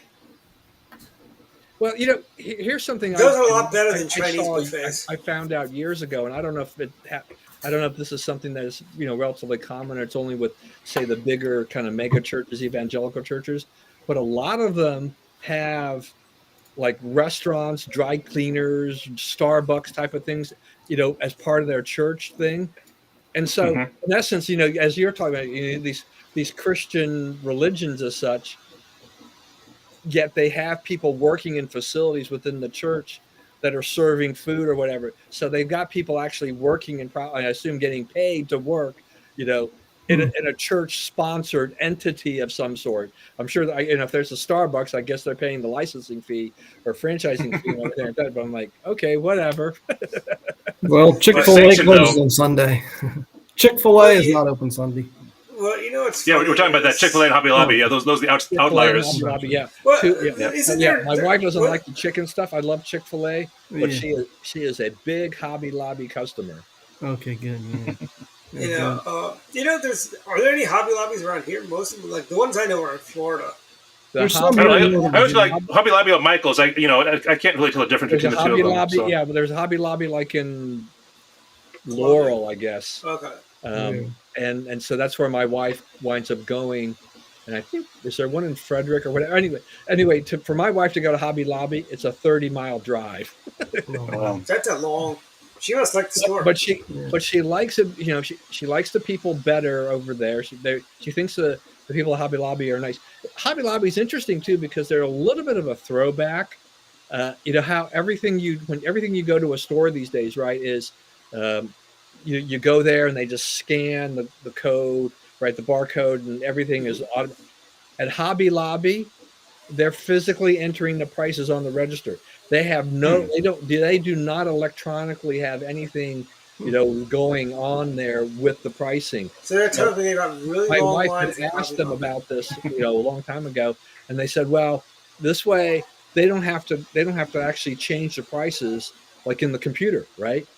There's nobody assigned to actually change the prices. They basically go out and they like, okay, they're going to have 30% off of fabric. And my wife has noticed that certain weeks require certain types of sales.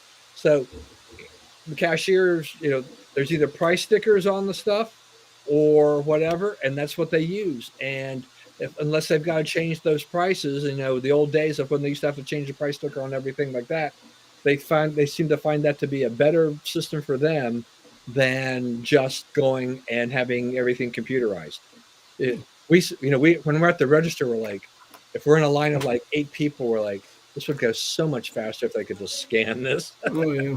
Oh yeah. It's a Luddite scale on sale.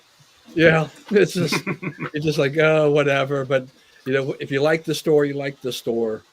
Mm. Yeah, Well, I like Amish and goods, and they're only open on certain times of the week too. But I don't know if they have barcodes. I think they probably just do it in my hand as well. you Man, got the Amish market. farmers. Oh man, if I'm glad we have one in Germantown and one in Laurel, but just far enough away that I don't feel like getting over there. But there's one Yeah, in Laurel's close to Burtonsville. me, so yeah, Yeah, There's if one I in Burtonsville. yeah. that's the Laurel one. Is that the Laurel one? Yeah, No. it's off They of moved. which one? They moved up to Laurel, right? Yeah, just off Weren't they like that between giant like shopping 198, center? 187. It's right at that intersection, right next to the Home Depot. Right. Yeah, we were there just a few weeks ago. Okay. I've stopped by there. Soft pretzel. I thought they were still in Burtonsville. Yeah, no, I they're heard across the from the big cheesecake. Chinese buffet. I tell you, What Bat says their I love about cheesecake the is really Amish good. market is that when Sam's Club in Gaithersburg used to open up at 7 o'clock, uh, invariably if I'd go over there on a Saturday, I'd see somebody from that I must have had a stall at one of these places, and they were just loading up on like Driscoll strawberries and stuff like that. Because they had the whole thing when you saw them in the parking lot. There was already the signage and stuff like that for where they were coming from. It's like, oh, okay, they're going over to the Amish market. They're just taking these goods over there to resell them. Yeah, they're marked up too at that point. Oh yeah, But obviously you got to make a profit, but the we're food in is extra good. innings. I mean, the stuff they make over there is great. And we are in extra innings now, so just Yeah. letting everyone know, we can keep going, but extra innings. But I tell you, my favorite thing with church is there was an episode of Everybody Loves Raymond where Raymond is not going to church, and his whole family goes to church. And his dad goes, "Oh, your daddy's going to hell because he doesn't go to church, you know." But Raymond has a funny line. He goes, "It's not my fault that God put football and church on the same day." Mm, yeah. I Uh, I have a sort of a church story in a sense. As you know, I'm a Catholic, raised Catholic, but I'm also a history buff. And here in Northern Virginia, outside the Battle of Manassas, there was a church, the Sudley Methodist Church. It was used as a hospital during the war. The church still exists. It burned down, but they rebuilt on the same foundation. And I was reading a good bit about the church and the community it served. So I went to a service just to the experience sitting in that same church, and it was really nice. It was a nice service and all. But the cool thing is when I left, I get out into the social lobby area, and they're serving a buffet. Serve lunch well, after the service, he, and I was told by a lady there that she said, "You know what it takes to be a Methodist?" I said, "What?" She said, "Belief in Jesus Christ and the ability to make a great casserole." So it was a nice little experience, and it was just a nice little church. So I read the book about the church because it used to serve an area that doesn't exist really anymore. There's a place called Groveton and Sudley Springs. They're mostly gone now, but of course Manassas built up. But the church is still going, and that the building that I was in was over 100 years old. So anyway, I just was reminded of that story because you guys are talking well, about. No, no. you know, it's funny you should mention Now that, you're Dave. reminding me of Latter Day Saint traditions in Utah that Yeah. I'm luckily not too have to worry about too much since I don't live out there and I didn't grow up in the church, which are like green Jello and funeral potatoes. Yeah. Yeah, see, in Well, the Church of Christ, the big thing is the potluck dinner. So it's kind of like the smorgasbord. You just bring your own dish, and everyone kind of just contributes a little bit, and then they have this big place setting where everyone has their favorite dish, and they all kind of just share. And I'll You tell know, you, if they're you food is great. Food is a great way to mix, mingle, and yeah, I just and agree. share good it times. I gets mean, Yeah. and here's the quote. that's what we did for July 4th to start off with, and we've been doing it for a few years here at our house, which is that we host a small breakfast for the men and the young boys in the church, and they come over. I can't do it for the entire congregation because my house isn't big enough. But we figured a few years ago we could get 30 to 35 people in here at any given time and just make it with the men, and so they come. My wife cooks, she makes the pancakes, and she made beignets as well, Mm. and then others were assigned to bring in eggs and bacon and stuff like that. Oh yeah, she made biscuits and gravy and Yeah. stuff like that. And people have a great time. It's it's just social, just a very relaxed kind of a thing. And we had this guy who showed up in my house. I'm like, I have never seen this guy before, right? One of the first guys to show up, like who is this guy? And it turned out the our missionaries had invited him the night before, and he came. He had actually gone to like Safeway or whatever and brought some pastries. So that was a nice thing. I had so many people come over my house for the first time or whatever, and they usually don't bring anything. But sometimes, even though my wife will say don't bring anything, she kind of does not really mean that. It's kind of like when you say, "Don't bring any gifts for She the." kind of gets irked when they don't. So he did this, but it turns out, and we're going to have to do. It turns out his family runs a little restaurant around the corner from our house that they started before the pandemic, and they're still around. And he's the cook. So we were waiting for some other people to show up. There was a time mix-up apparently between the group. Some people thought it was 8, which we thought it was 8, and other people thought it was 9. But one guy had brought eggs and bacon. They were supposed to bring it cooked. He brings the eggs and he brings the bacon for us to celebrate. So our cook, friend, he goes ahead. My wife gives him the eggs and a whisker and everything like this, and he went ahead and he made scrambled eggs for us. Yeah. I tell you, Like, now here's a it's nice to have question. another cook around. Mm. Here's a question for you guys because this is like with Hindu temples, it's very, very, very common. Do you see church attendance going up right before the food's about to be served? Like at Hindu temples, right? You'll go there and nobody's really there in the beginning, but then because they always serve dinner, and right at the very end of everything, you start seeing a crowd forming, and they're all like, and they're just they're there for the free food, for the dinner at the end of the day, end of the services, the dinner or the lunch. Yeah, for me, I don't really. I think the people that come for the meals are usually part of the congregation, so it's not like we have Yeah. it. It could be open to outsiders, but I think it's mostly kind of a Oh, these are inside knowledge thing. So, but these are I was gonna probably say Yeah. that the members. people that we see attendance like increase probably same thing in the Catholic Church is like during with like the high holy days like Easter, Christmas, CNE, yep, some days like CNE. this. So we definitely see better attendance on those days. But Plus, I don't know, it kind of ebbs and flows depending on people's schedules. Like less in the But summer yeah, because people on well, I vacation. mean, But these are members of the temple. They'll show up, but they don't show up for the full services. They're only there for the last 10, 15, 30 minutes. 45 oh, minutes if they're really good. see, in my experience, a lot of people like come for the sermon, and then as soon as the sermon's over, that's like they're out of there. They don't wait for because in Church of Christ at least we have like this kind of order of service where it's like we do various things. We do the Lord's Supper, then we have like the sermon. After the sermon, we have announcements, songs, other kinds of stuff, and a lot. It's not like half, but about maybe a fourth of the people just leave right after the sermon. Because after that, it's kind of like we're done. Yeah, plus, because it's because what happens at the temples is like at the end you get people. Oh, is there anybody we should be praying for? Or and what's funny is some of the stuff they do is like be like, oh, pray for my son. He's got an exam. They're coming up. Pray. I'm like, really? No, how about your son studies for the exams? Why don't we need to pray for your son doing well on exams? If he studied or if he paid attention in class, he wouldn't need to study, and we wouldn't need thereby we wouldn't need to be praying for him. It's just people pray for trivial things. That really, I don't know. That just irritates me. I don't know. That's just me. What are you saying, Dave? I know you got cut off a little bit. oh, I was just saying one thing with the if they serve a meal afterwards, it probably affects the donations too. You want to get a little bit more on the plate. And the other thing about when you pray for congregations, usually there's, I think, a sort of cutoff if it's a sickness or an illness or something. But I've never heard really Not at pray the for Hindu Billy. He's temples. got a It's test on Saturday. anything goes. Please pray for my garden this year. Last year I had aphids and they destroyed everything. Please pray that this year's crop. I mean, really, stuff like I that. would It's think like, there'd be a threshold in the group prayer. I mean, it would have to be as I sickness or as something I like that, I would think. as I once told people, they got offended. I go, look, I think God is a little busy to worry about your tomato plants or your son's exams or your daughter's exams Yeah, or But for a lot of the rural churches, they probably would pray for a good crop. You probably or would having pray a for good sunny crop. day when your daughter's getting married.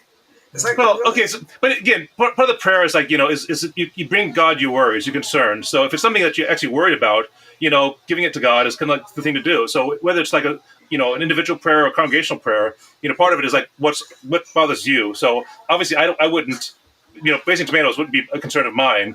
But if No. I had a concern like my car broke down, I had no money to fix it. That may be like a real issue for me. So it may just be like pray for me that I can find a workaround for this because again, it's one of those things that it's an angst thing for you.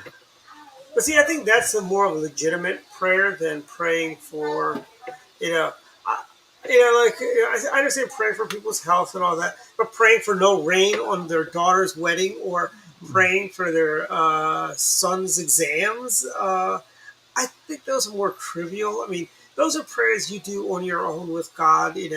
Don't take up everyone else's time and waste God's time. Frankly, pray by yourself. Well, I'll say this. One thing that's in the news is that, with the Methodists, they're starting to split because of a lot of the cultural Again, or is issues. this still the big split from? Is this another split, or is this the split they've I just had? keep reading about it in the paper, and this particular church didn't leave. And my concern is I'm not a member of the church, but I would just like them to stay sort of still traditional because it's a church over 100 years old, couple hundred. And I was reading the book about the church. They profiled a lot of the different parishioners throughout the 19th, 20th century, and um, I just would like to think that, and I hope the church stays sort of true. Again, I'm not a member, but I'd hope that they'd stay true to those people that I read about. But I don't know. I don't know what's going to happen with the politics of the Methodist Church. But they're going through a big change right now. So And I mean, and the Southern Baptist Convention's getting the split is growing wider too for them. yeah, yeah. I mean, it's sad. I guess there's just politics and everything. I mean, it's too bad. I think, but that's the situation. But Yeah. I think we ready to do final thoughts, or we want to Yeah, I think we keep ought to rolling wrap this along? up. yeah. Okay, final thoughts. David, go. Well, I hope to have a good weekend, and I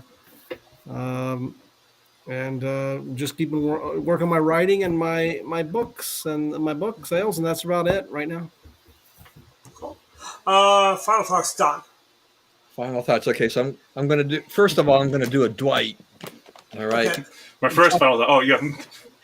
Brownie brittle. Yeah. Okay. So this is. I'm ready for you. But, All right, guys. Where's yours?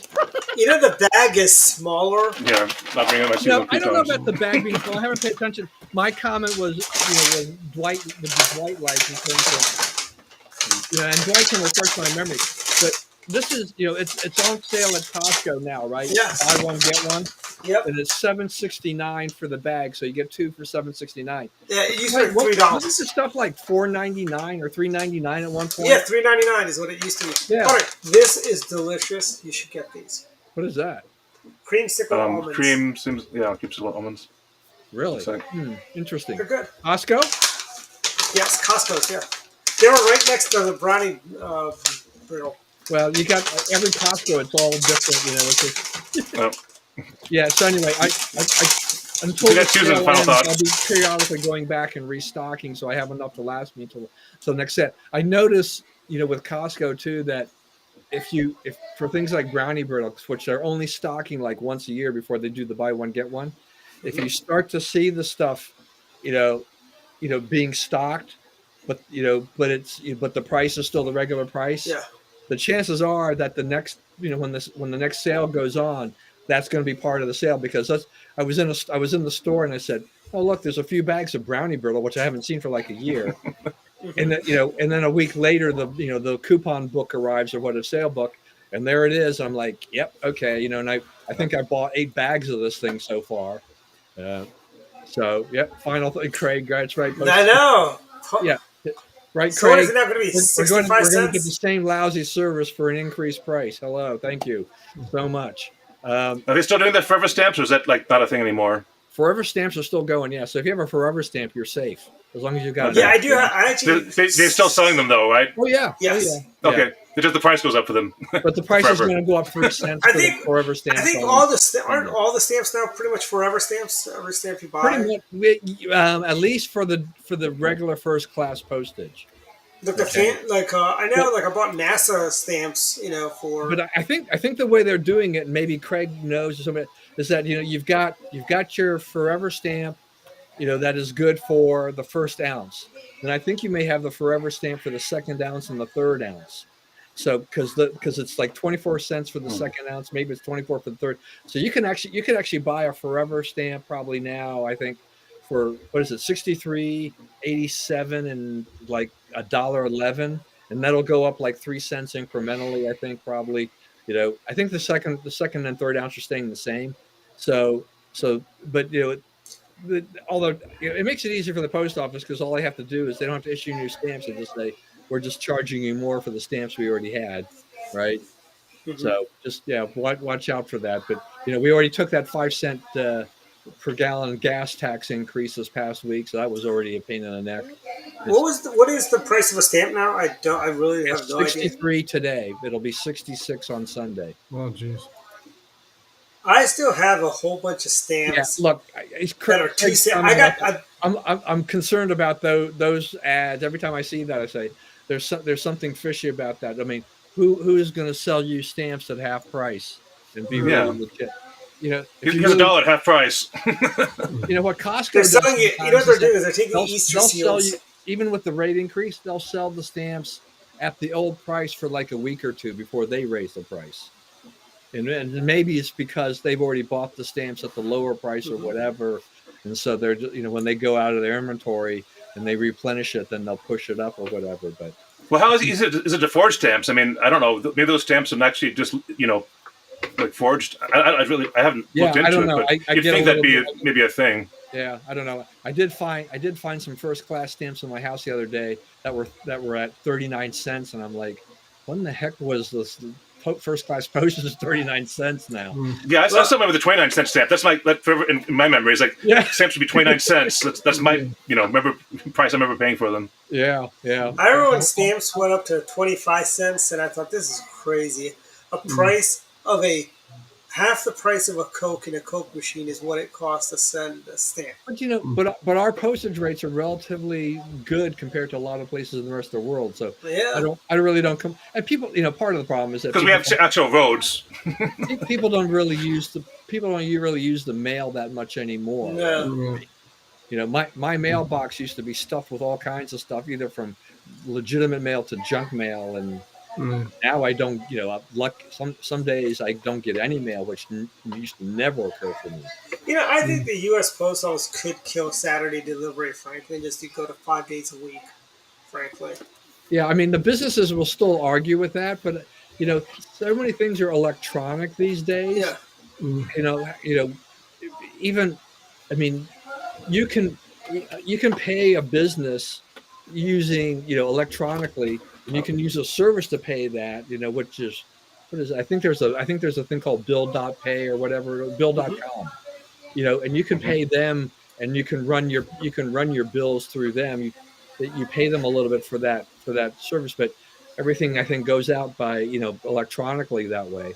And for businesses, I mean, why wouldn't you want to receive your payments electronically? You don't have to worry about checks and all these other issues. I think that's a great way for them to do Yeah, it. I use stamps.com for my postage because basically, I can do USPS, I do FedEx or UPS, just from at home. I got a postage meter, not like a something that does my letters, but I've got weight is that a scales 50 and Bose machine? no, it's like this thing. If you subscribe to it, you Oh, get one of I've these. got one of those. Yeah. But it's electronic. It has like USB port in it, and it basically just tells you the weight of your postage. I mean, parcel, whatever, and then it will calculate how much it costs, and it'll tell you like whether it's cheaper to send via USPS or UPS or whatever. So I mean, I don't ship out very much, but I use that because it's infrequently. I'm not going to buy a whole roll of stamps because I hardly ever mail up. But when I do, it's nice because you can just print out the one like e-stamp. do you guys do Christmas cards still? I mean, I still kind of do, I do but some, not as many as I used to. My father used to do a ton. yeah, I mean, I know Christmas cards.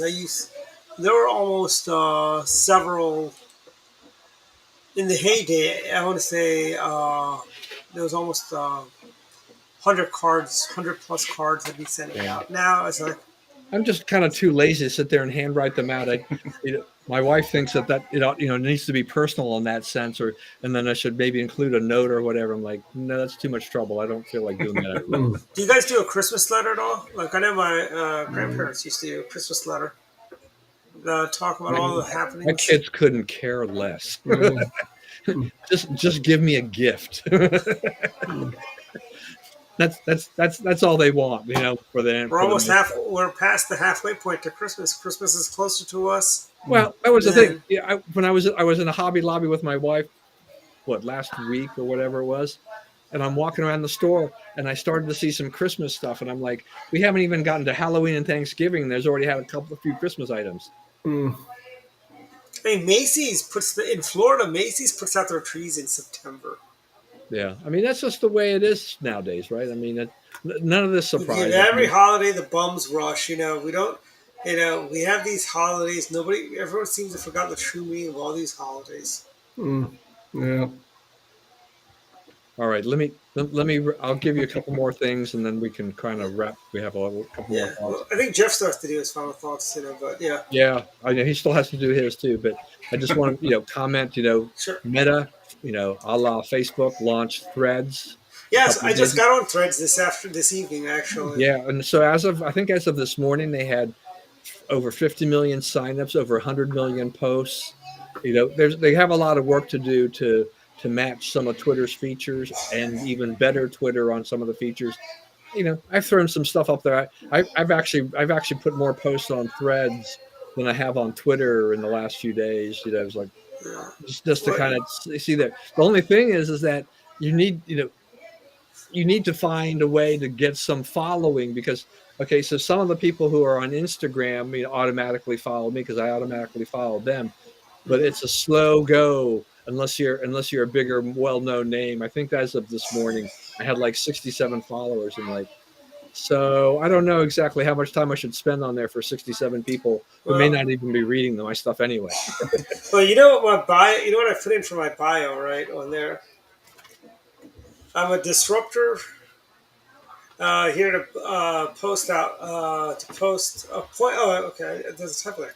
Point out to lefty biases on thread. Let's see how free speech friendly they are, or will they stifle it like Facebook in 2020? I wonder how long before I kicked off of thread for that. I do want to just say for Susan's comment, what the deal here is that if you decide you sign up for Threads and you right as of right now, if you decide that you don't want Threads and you want to delete your Threads account because it's an Instagram app, your Instagram will also be deleted. So people feel that they've gotten snookered or they're stuck. Adam Mosseri of Facebook, Meta, he has promised that they are working on fixing that in the future. I mean, if they make Threads, editable too, which only Twitter Blue people who pay for the Twitter service can do. I think Threads has got some potential there. Musk has made, I think Musk made a huge mistake this past week when he started limiting the views that people could have that weren't paying for Twitter to see how many tweets they could read and things like that. Because that not only there are people who are very active users of Twitter who will want to read more than a few hundred or a few thousand tweets a day. And what does it say for your advertisers? If you're limiting people's views, what are the advertisers paying for? I don't know. I mean, Musk paid like 43, $44 billion for Twitter. 44. Yeah. Yeah, I'm having a hard time believing. I know Fidelity and others that invested in it have been writing their it down, but I'm beginning to wonder whether or not if there's even $5 billion worth of value left in Twitter, the way Musk has run that. Elon Musk is Elon Musk. He's a brilliant guy. He made the bid for Twitter on a lark, and really didn't think he was going to have to stick to it, and they forced him to stick to it. So that has cost him a small part of his fortune, no doubt, to deal with, and I think it's probably been more of a headache than it's worth. But Don't worry, he'll just raise prices on is Teslas. slowly but surely destroying Twitter. He'll make it back when he raises prices on Tesla. Yeah, well, I mean, but the Tesla thing is going well for him, right? Yeah. It's just that the Twitter thing is just not. I don't know. I mean, if Twitter goes away, I'm not sure how many people are going to cry. Because I mean, you look at Mastodon. People went to Mastodon when they got mad at Musk. Jack Dorsey, who founded Twitter, started Blue Sky, which was invitation only. But what Meta has done with Threads has been good because they had lots of stuff on existing platforms, and they were they by using Instagram as your way in and saying, okay, people you follow, you can automatically follow them and start building a base. I think that was the right thing to do. I mean, Musk is accusing them of having former Twitter employees working with knowledge working on this, which Facebook has denied, and copycatting. But apparently, I think Musk, one of the things Musk had done when he took over Twitter is that he released a lot. He made a lot of the source code public, so it's not like exactly that Facebook has stolen anything here. They're just seem right now they seem to do Twitter better to a certain extent. It's just that if you look on Threads, your feed is filled with all these people you don't know who the heck they are. Some famous people, some not so famous people, and you can't just follow the people that you want to follow. To follow you and stuff like that. So they're a work in progress, but the ability that the fact that they got to 50 million by this morning and they've had 100 million posts. I mean, if I'm Elon Musk, I'm a little bit concerned about this may be the potential Twitter killer that the others were not. So I'll let it. We'll turn that. We'll go to Jeff next. Dwight. Yeah, Jeff. Final thoughts. Yeah, so I've not tried Facebook Threads. I mean, I'll talk a little bit about Twitter because I used to be pretty active on Twitter. I kind of got off of it, but Twitter was a unique platform because people used to decry the 160 character limit on Twitter tweets. But the thing is, once you got used to Twitter, you could go through your feed really quickly. Everything was because it was kind of compacted like that. You didn't have to worry about like these really long posts versus small posts. And Twitter was very reactive as far as like news and events. So I got more of my news from Twitter from I wouldn't say trusted sources, but like what was going on because it was like the rock in the pond effect. You drop it and it just echoes everywhere really quickly. So instead of like Facebook, I do see some news there, but it's not like it's a different crowd and different dynamic, and the sources are typically like your friends and your kind of collection of people whereas Twitter is like you can get. I mean, I would have thousands of people I'd follow on Twitter. On Facebook, I've got maybe 100 connections.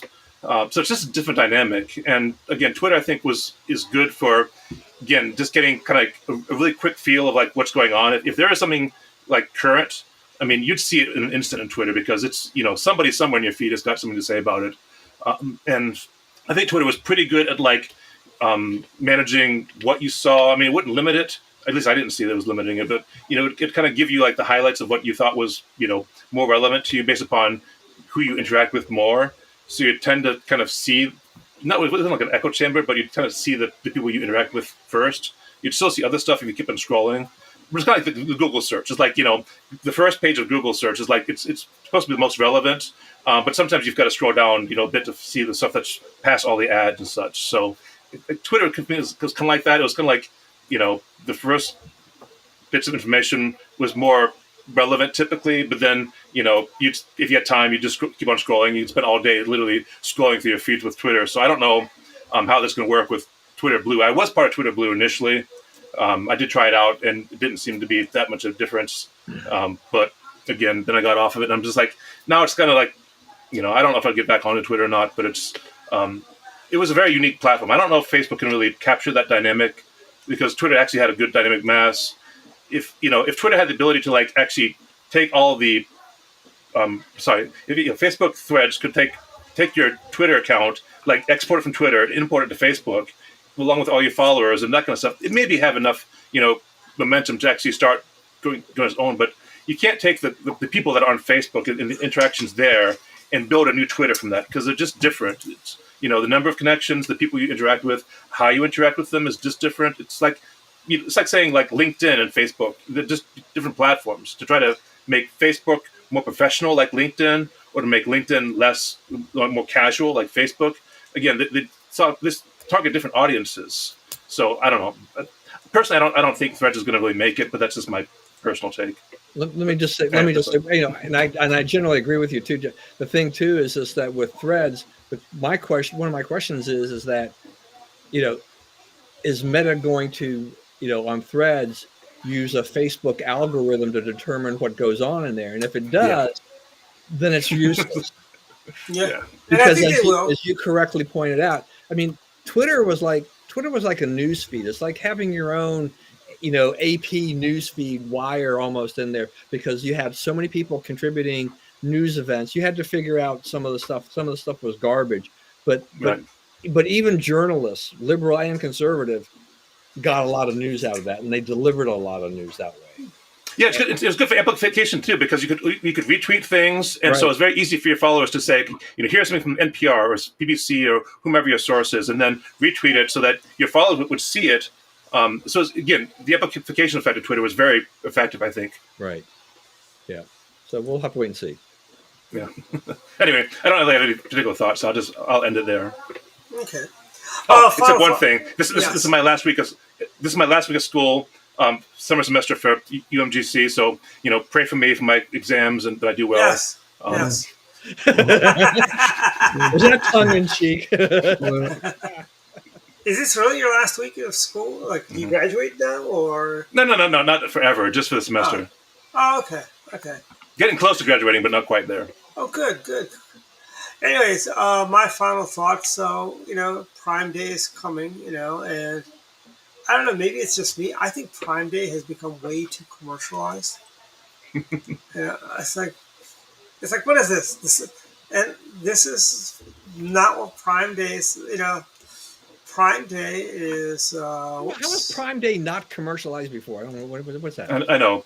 I think Amazon has been a lot sneakier about like getting you into Prime because I've heard that Amazon makes it very difficult to get out of Prime once you're joined. This is what Prime Day is about. Never forget, Optimus Prime died saving. You died for your savings. So let's remember, don't forget the true meaning of Prime Day. I plan to watch the 1986 Transformers movie on Prime Day. That's how I will observe. I was watching something on Prime Video, and as I started, there was an ad from Walmart Plus, which is kind of a competitor. Mm-hmm. Yeah, and they were like during Prime Days, it was like, half off of Walmart Plus, and I'm like, oh, this is brilliant. Advertise the competing service on Amazon Prime at half off. This is great. But I mean, Prime Days. I think Prime Days used to have really good stuff, and actually, right now there's really not much stuff that I really want to buy. Frankly, how much more stuff do you need, Dwight? How much stuff do I need? Well, I tell you, somebody's talked me out of it, but I want to buy another i9 laptop. I told you last time not to buy it, and you didn't listen to me, so I can listen to me this time. No, this is a laptop. That was a desktop. And then again, I do have this one right here, Jeff, which is also a i9 laptop. But I like this one because it's lightweight. And although, considering I've got like two i7s I just bought like late last year. But anyways, that's why I need to have, pray for me that I don't buy more laptops. But no, we had, let's see, what else? Independence Day was great, had a lot of fun. There is, what else do we have? Try the orange cream almonds at Costco's. They're really good. Costco's has their great July 4th sales. And I think that's, oh, by the way, beware in Montgomery County, if you're driving around here, they're dropping the speed limits on major thoroughfares, and then they're putting up the speed cameras. I actually got a ticket for the speed camera because remember that time my birthday when you took me out? I was going through a part of Montgomery County where they dropped the speed from like 40 to 30, and I didn't even notice it until like, when I was already in it. So I was slowing down, and they got me at like, they said I was going like 42 or something in the 30 mile an hour zone. So I ended up getting a ticket for like, I think it was only $40, but still, it's like I'm not the kind of person who speeds. Yeah. But it's just like, where did this come from? Because I'm not a speeder. I don't speed. But again, the speed limit just changed suddenly. I was like, okay, let me slow down. But I wasn't like aggressively slowing down. But yeah, apparently they're really wanting to get some money. I tell you that I will go as fast as possible. On like when I'm driving to Florida. Like Georgia, the speed limit is 75, so that means you can really go 85 without getting into trouble. In Florida, they don't have speed limits; they got speed suggestions. And I've been blown by on the Florida Turnpike by senior citizens in a Cadillac going 90, while I was going 85. And it's a hoot, it's a lot of fun, and I think I do think speed limits should just be mere suggestions, frankly. And yeah, bike lanes, don't get me started on those. Susan, do not. We were trying to end this show. So Craig. Yes, don't get him started because that's it. We'll never get out of here. Yeah. But anyway, it's been, this is one of our mega shows. Wow. Almost a 2-hour show. Wow. But anyways, that's it for my final thoughts. And this is almost like a throwback show to the days when we did 4-hour shows. Anyways, good night, everyone. See everyone next week. Good night, guys. Have a good week.